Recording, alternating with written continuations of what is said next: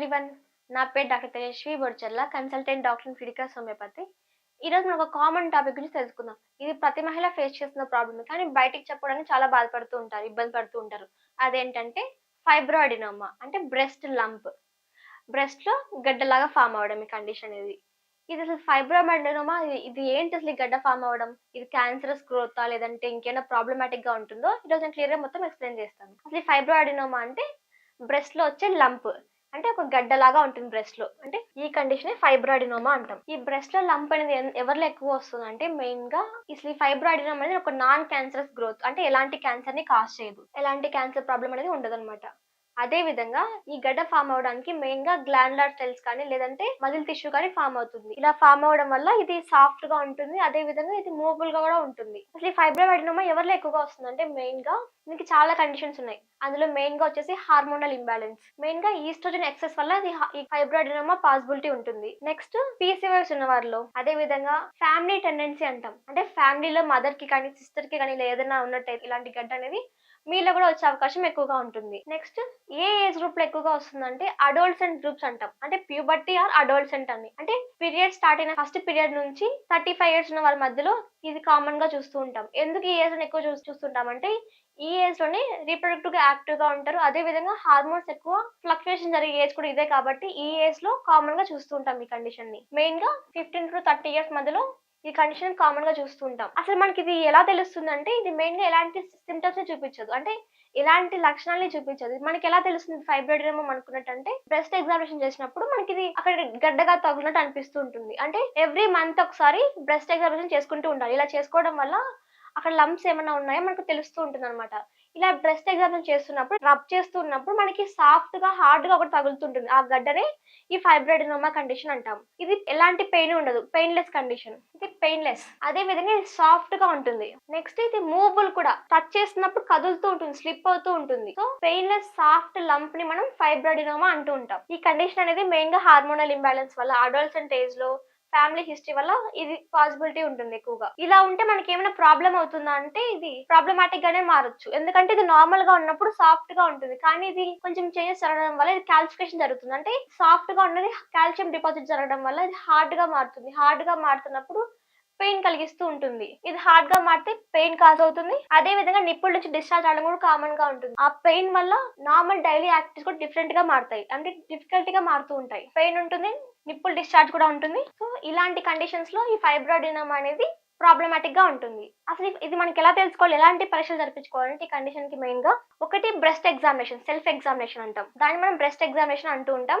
Every quadrant లో అంటే ప్రతి మూల చోట్ల జెంటిల్ గా ఇలా సాఫ్ట్ గా రబ్ చేస్తున్నప్పుడు మన చేతికి ఏదైనా హార్డ్ గా కనిపిస్తే అప్పుడు మనం అది డాక్టర్ దగ్గరికి వెళ్ళి చూపించుకోవాల్సిన అవసరం ఉంటుంది. Next ultrasound. ఇలా అల్ట్రాసౌండ్ చేయించుకోవడం వల్ల కూడా ఆ ఫైబ్రాయిడినోమా అనేది మల్టిపుల్ గా ఉందా, సింగిల్ గా ఉందా, లేదంటే సాఫ్ట్ గా ఉందా, హార్డ్ గా ఉందా అని మనం తెలుసుకోవచ్చు. నెక్స్ట్ మ్యామోగ్రఫీ అంటాం. ఈ మ్యామోగ్రఫీ అనేది 35 ఇయర్స్ ఉన్న ఏజ్ వాళ్ళలో చేస్తూ ఉంటాం. అంటే కంప్లీట్ గా బ్రెస్ట్ ని మొత్తం ఎగ్జామినేషన్ చేయడం జరుగుతుంది ఈ మ్యామోగ్రఫీలో. నెక్స్ట్ ఎఫ్ఎన్ఏసి అంటాం. ఎఫ్ఎన్ఏసి అంటే ఒక టైప్ ఆఫ్ టెస్ట్. ఈ టెస్ట్ ద్వారా ఆ గడ్డలో ఉన్న సెల్స్ ని బయటికి తీసి కల్చర్ చేయడం జరుగుతుంది. దీని ద్వారా దానిలోనే క్యాన్సర్ పాసిబిలిటీ ఏమైనా ఉందా, లేదంటే ఇంకేమైనా అబ్నార్మల్ సెల్స్ ఏమైనా ఉన్నాయో మనం ఈజీగా తెలుసుకోవచ్చు. ఈ ఎఫ్ఎన్ఏసి టెస్ట్ ఎప్పుడు చేస్తారంటే మెయిన్ గా ఈ సైజ్ అనేది ర్యాపిడ్ గా ఇంక్రీజ్ అవుతున్నప్పుడు, సైజ్ తో పాటు ఎక్కువగా హార్డ్ గా మారుతున్నప్పుడు, ఇంకా అది కదలుకోకుండా ఒకటే ప్లేస్ లో ఉన్నప్పుడు ఇలాంటి కండిషన్ లో ఎఫ్ఎన్ఏసి అవసరం ఉంటుంది. ఈ టెస్ట్‌లన్నీ జరిపించుకోవడం వల్ల మనం ఈ ఫైబ్రాయిడినోమాని క్లియర్ గా తెలుసుకోవచ్చు. ఇప్పుడు మనం ఈ ఫైబ్రాయిడినోమా ఎన్ని రకాలుగా ఉంటుందంటే మెయిన్ గా ఇది 4 రకాలుగా ఉంటుంది. ఒకటి సింపుల్ ఫైబ్రోయిడినోమా అంటాం. Simple, 2 complex, 3 juvenile, 4 giant. Simple fibroadenoma అంటే అది చిన్నగా ఉంటుంది. అంటే లెస్ దాన్ 3 సెంటీమీటర్ సైజ్ లో ఉంటుంది. అదే విధంగా ఆ ఫైబ్రోయిడినోమా అనేది ఎలాంటి పెయిన్‌లెస్ గా ఉంటుంది. సాఫ్ట్ గా ఉంటుంది. నెక్స్ట్ కాంప్లెక్స్ ఫార్మ్ అంటే ఈ కాంప్లెక్స్ ఫార్మ్ అనేది అప్ టు 5 సెంటీమీటర్స్ వరకు ఉంటుంది. ఈ 5 సెంటీమీటర్స్ వరకు ఉన్న ఫైబ్రోయిడినోమా మనం కాంప్లెక్స్ ఫైబ్రోయిడినోమా అంటాం. ఈ ఫైబ్రోయిడినోమా అనేది కొంచెం స్లైట్ గా పెయిన్ఫుల్ గా ఉంటుంది. అదే విధంగా హార్డ్ గా కూడా ఉంటుంది కాంప్లెక్స్ ఫార్మ్ లో. ఎందుకంటే మన బాడీలో కాల్షియం డిపాజిట్ జరగడం వల్ల అక్కడ కాల్సిఫికేషన్ జరిగి ఆ ఫైబ్రోయిడినోమా అనేది హార్డ్ గా మారుతుంది. నెక్స్ట్ మిక్స్ జూనైల్ ఫైబ్రోయిడినోమా అంటాం. జూనైల్ ఫైబ్రోయిడినోమా అంటే మెయిన్ గా పిల్లల్లో వస్తుంది. అంటే ఫస్ట్ పీరియడ్ స్టార్ట్ అయినప్పటి నుంచి 25 ఇయర్స్ లోపు ఉన్న వాళ్ళు ఈ జూనల్ ఫైబ్రోయిడినోమా కామన్ గా చూస్తూ ఉంటాం. Next giant fibroadenoma. Giant fibroadenoma అంటే నార్మల్ గా 3-5 వరకు ఉన్న వాటిని సింపుల్ కాంప్లెక్స్ కిందకి కన్సిడర్ చేస్తాం. ఇది మోర్ దాన్ 5 సెంటీమీటర్స్ కంటే ఎక్కువ స్వెల్లింగ్ ఉన్నప్పుడు ఆ కండిషన్ మనం గెయింట్ ఫైబ్రోయిడినోమా అంటాం. ఈ కండిషన్ ఎలా ఉంటుందంటే వాళ్ళకి ర్యాపిడ్‌గా సైజ్ పెరుగుతూ ఉంటుంది. నార్మల్‌గా ఈ ఫైబ్రాయిడినోమా స్మూత్‌గా ఉంటుంది. ఎలాంటి రఫ్ సర్ఫేస్ లేకుండా స్మూత్‌గా ఉంటుంది. ఇలాంటి గెయిన్ ఫైబ్రాయిడినోమా ఉన్న కండిషన్స్‌లో వాళ్ళకి ఎలా ఉంటుందంటే, ఆ సర్ఫేస్ మొత్తం ఇర్రెగ్యులర్‌గా ఉంటుంది. అంటే జిగ్‌జాగ్ ప్యాటర్న్ లాగా కనిపిస్తూ ఉంటుంది. అదేవిధంగా హార్డ్‌గా అనిపిస్తుంది. ర్యాపిడ్‌గా సైజ్ పెరుగుతూ ఉంటుంది. అదేవిధంగా వాళ్ళకి నార్మల్‌గా అయితే పెయిన్‌లెస్‌గా ఉంటుంది. కానీ ఈ కండిషన్‌లో వాళ్ళకి ఎలా ఉంటుందంటే పెయిన్‌ఫుల్‌గా మారుతుంది.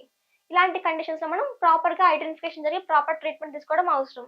అసలు ఈ ఫైబ్రాయిడినం అనేది క్యాన్సర్‌ని కాజ్ చేయదు. కానీ ఇలా మనం నెగ్లెక్ట్ చేసినట్టయితే ఆ సెల్స్ అనేటివి హార్డ్‌గా మారి క్యాన్సర్స్‌గా మారే అవకాశం ఎక్కువగా ఉంటుంది. కాబట్టి మీరు ఎవరైనా ఇలాంటి లక్షణాలతో బాధపడుతున్నా, లేదంటే పెల్డింగ్ ఏదైనా ఉన్నట్టయితే నెగ్లెక్ట్ చేయకుండా డాక్టర్‌ని కన్సల్ట్ అయ్యి ప్రాపర్‌గా ట్రీట్మెంట్ తీసుకోవడం అవసరం. ఈ కండిషన్ ఎలా ఉంటుందంటే మెయిన్‌గా అలోపతిక్ ట్రీట్మెంట్‌లో సర్జరీ మాత్రం మెయిన్‌గా ఇండికేట్ చేస్తుంటారు. ఇలా సర్జరీ చేసుకోవడం వల్ల స్కార్ టిష్యూ ఫార్మ్ అవుతుంది. అంటే అక్కడ స్కార్ లాగా ఫార్మ్ అవుతుంది. అదే విధంగా మళ్ళీ మళ్ళీ రికరెన్స్ అనేది కామన్‌గా ఉంటుంది. కానీ హోమియోపతిక్ మెడిసిన్స్ యూజ్ చేసి మనం ఈ కండిషన్‌ని మెయిన్‌గా హార్మోనల్ ఇంబాలెన్స్ వల్ల కాజ్ అవుతుంది కాబట్టి హార్మోన్స్ మనం బ్యాలెన్స్ చేసుకోవచ్చు. అంటే ఎలాంటి ఆర్టిఫిషియల్ హార్మోన్స్ లేకోకుండా నేచురల్‌గా మన బాడీ హార్మోన్స్ రెగ్యులేట్ అయ్యేలాగా చేసుకోవచ్చు. అదే విధంగా ఏదైతే ఫ్యామిలీ టెండెన్సీ ఉందో ఆ ఫ్యామిలీ టెండెన్సీ కూడా మనం స్టాప్ చేసుకోవచ్చు. మళ్ళీ మళ్ళీ రాకుండా కూడా కంట్రోల్ చేసుకోవచ్చు. ఇలా సైజ్ పెరగకోకుండా ఈ ఫైబ్రాయిడినం అనేది గ్రాడ్యువల్‌గా ష్రింక్ అయ్యేలాగా కూడా మనం హోమియోపతిక్ మెడిసిన్స్ యూజ్ చేసి కంట్రోల్ చేసుకోవచ్చు. కాబట్టి మీరు ఈ సమస్యతో బాధపడుతున్నట్టయితే contact Fidicus homeopathy. Thanks for watching.